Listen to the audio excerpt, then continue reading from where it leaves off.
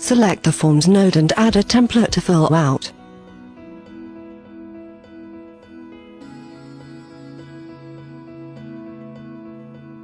Select the document template from the archive.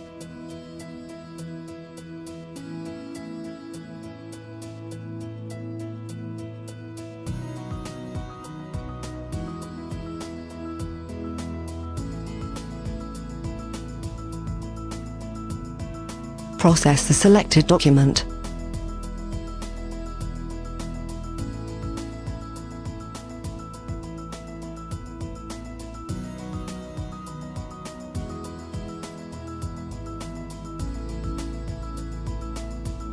With the same simplicity, add and process other document templates.